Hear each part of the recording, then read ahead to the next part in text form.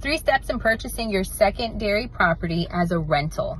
So the first step is always going to be getting pre-approved. Let's figure out what your buying power is.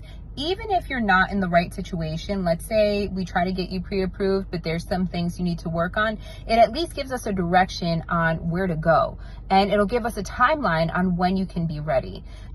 So if step number 1, if we are not able to get there yet, you'll have other steps and other directions in order for you to get there. Once we get you pre-approved, we're going to move on to step number 2. Step number 2 is going to be, once we figure out what your buying power is, which means if you're pre-approved for $250,000 or up to $500,000, identifying what that mortgage payment is. Once we figure out what your mortgage payment is every single month, we're going to know on, how to approach the different properties that we're going to be looking at. So step number 3 is actually finding a property that you're in the green with. So for an example, if your mortgage payment is going to be $1,500 a month, you obviously don't want to get into a place where the highest rent that you can charge is $1,300 a month. So it's really identifying and analyzing each property. Maybe there's some things that we need to do to be able to increase the rent, but that's going to be as we're looking at these properties.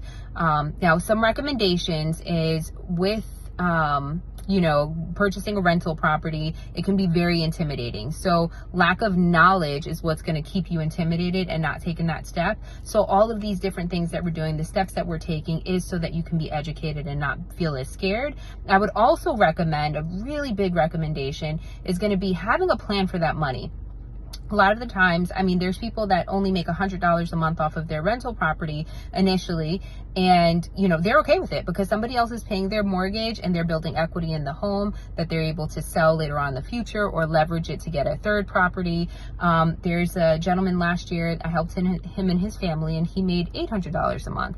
Typically, you would want to see your first rental property around $300 a month, but at least come up with a plan for that money. So don't just make that money every single month and spend it on Starbucks and restaurants and eating out. No, you're going to have a separate account, but use it maybe for a vacation, to buy a third property, for a roof, whatever it is. Just come up with a game plan for that money so it's not going to waste. I hope this helped.